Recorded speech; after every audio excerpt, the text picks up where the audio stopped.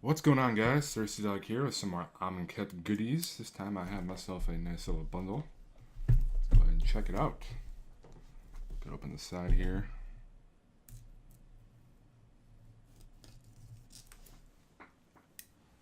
Hopefully didn't do too much damage to that book inside there, but it's the best place to cut. So, as usual, bundles come with 10 packs nowadays. No longer called fat packs, but very much similar. It does come with this spacer slash box thingy that opens up and has something in it. Let's check out the book real quick, or the player's guide, as it's called. Let's see what they cover real quick. Glorious Civilization.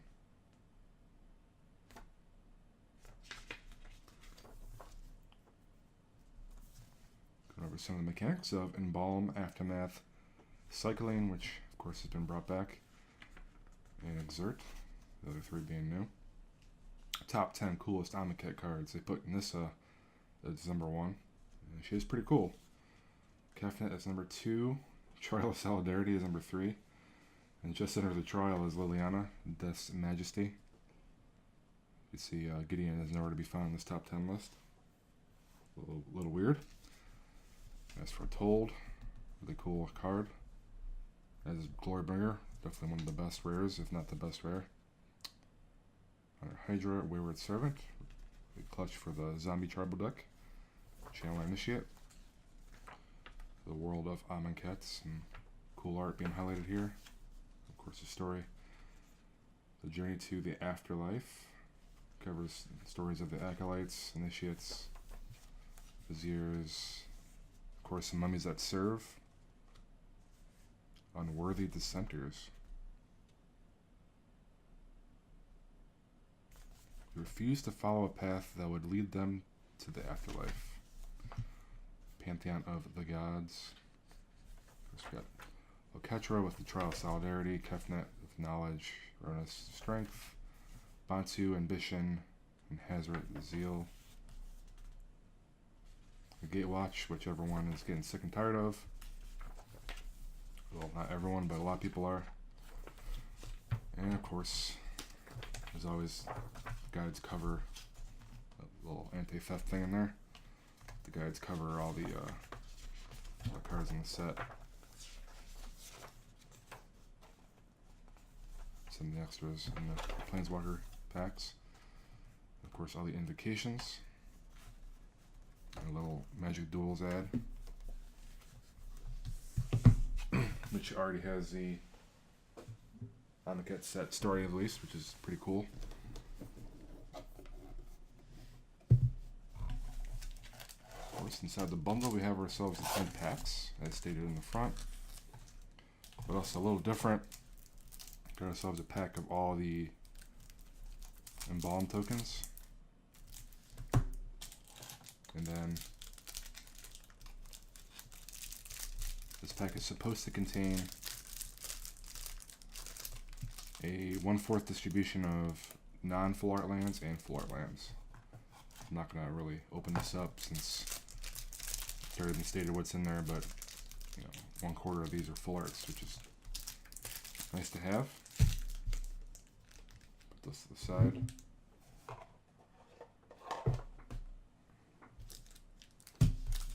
And of course, best part is the 10 packs. Let's go ahead and start cracking these open and test our luck.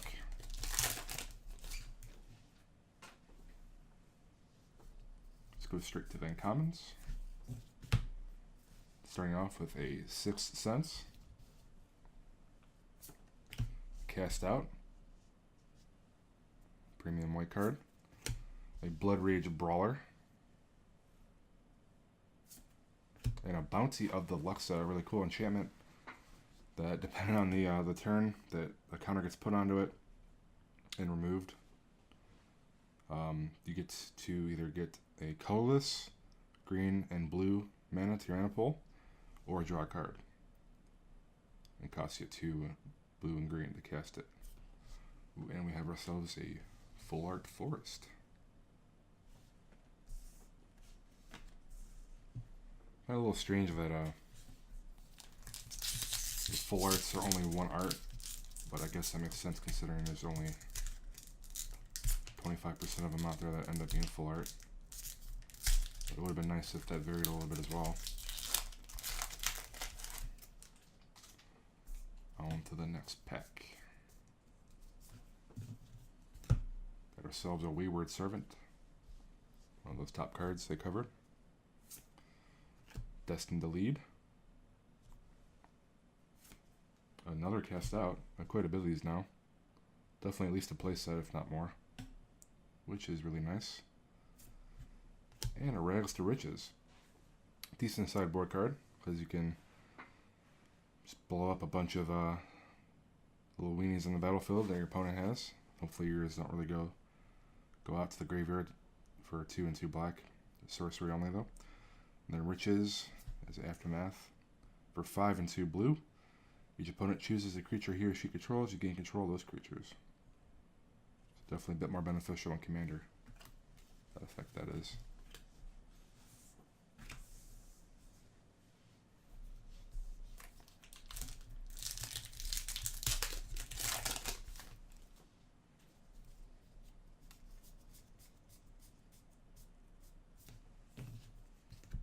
This time we get ourselves a Vizier of Remedies.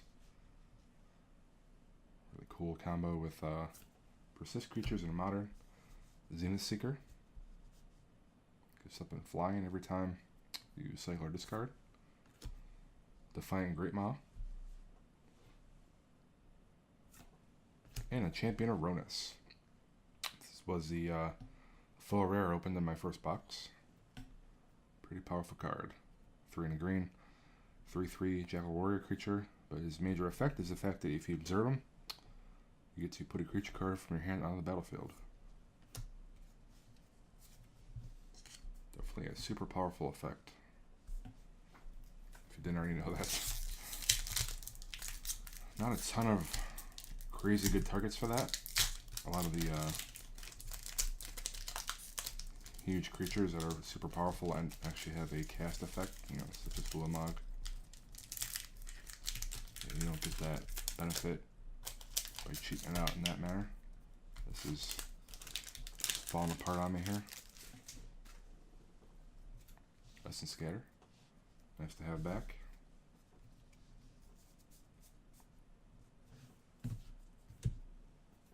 Got ourselves a Ruthless Sniper. Pretty good card in blue-black and limited. Kefnet's Monuments. Ketra's Monument. And a Harvest Season. The 2 and a green sorcery lets you pull out a bunch of basic lands, X basic lands based on the number of tapped creatures you control. And you have a foil Kefnet's Monument. Lots of monuments in this pack. Mountain.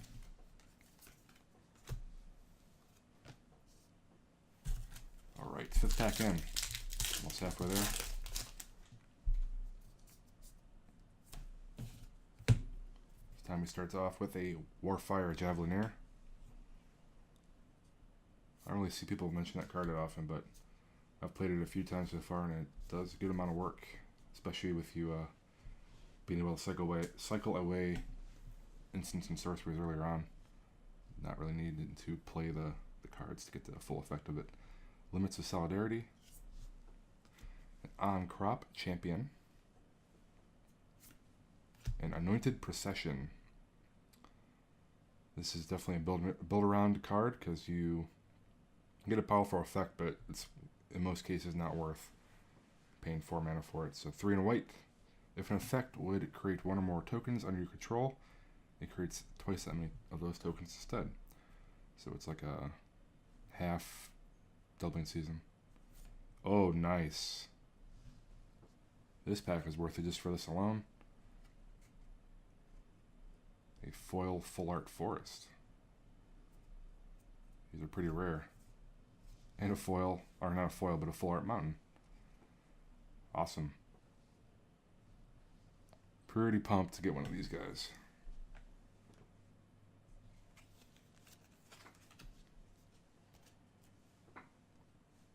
Looks really sweet too. I'm going to take a look at it again.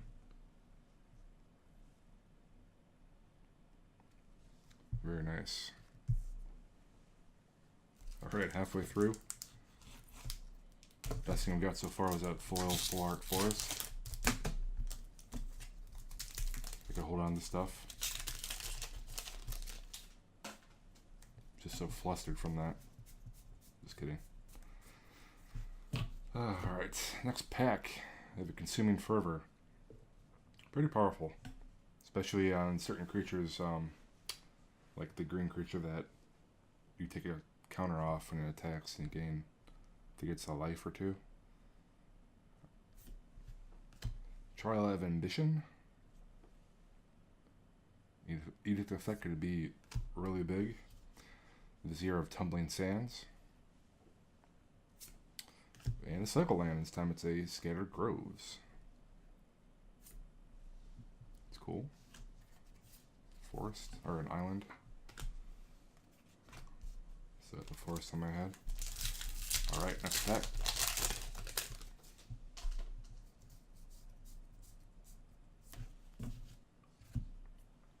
Got ourselves a Bone Picker.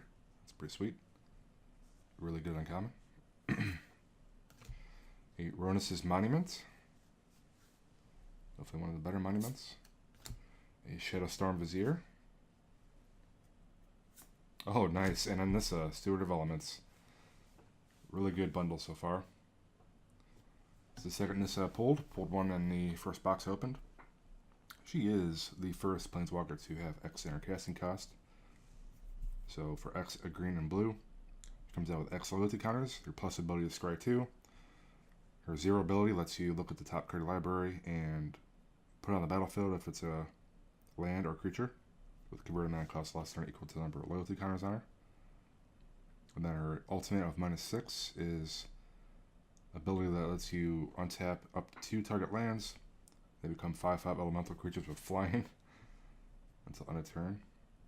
They're still lands. Nice. Swamp add card.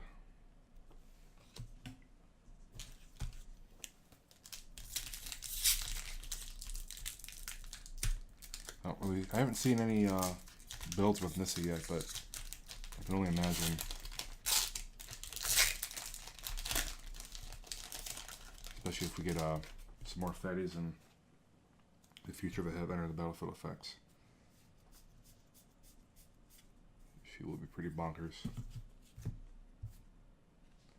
Got ourselves a Kenra Charioteer by Force.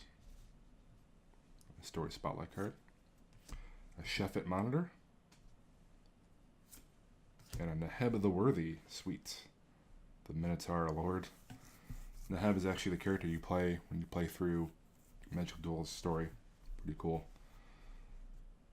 Neheb is a legendary Minotaur warrior for 1 red and black. Has first strike. It's a 2/2. It also gives other Minotaurs first strike. And as long as you have 1 or fewer cards in hand, Minotaurs you control get +2/+0. And whenever Neheb does combat damage to a player, each player discards a card. Really cool card. Forest, another marker token card thingy. Alright, 2 left.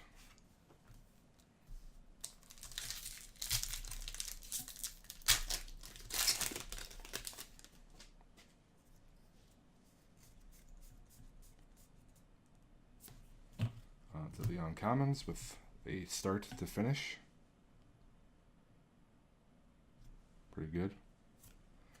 Exemplar of Strength. This is the creature I was talking about earlier with the Fervor card. I can't remember what that card was called real quick. Consuming Fervor. Stir the Sands. And a rare. Vizier of Many Faces. Really cool clone for 2 and 2 blue. Let's also look to Embalm for 3 and 2 blue. And we have ourselves a foil Floodwaters. And a full art Plains.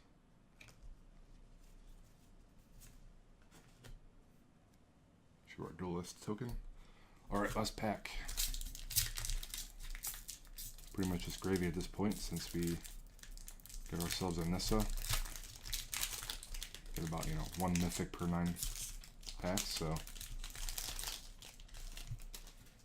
And the full art foil forest was awesome to see as well.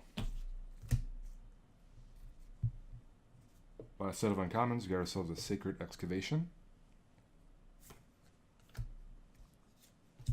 Put the Vizier in the uncommons pile. Shouldn't do that. On-Crop Crasher. The Weaver of Currents. And our last rare is a Prowling Serpapard. 1 and 2 green, 4/3 cat snake. Cannot be countered, and then creature spells you control cannot be countered.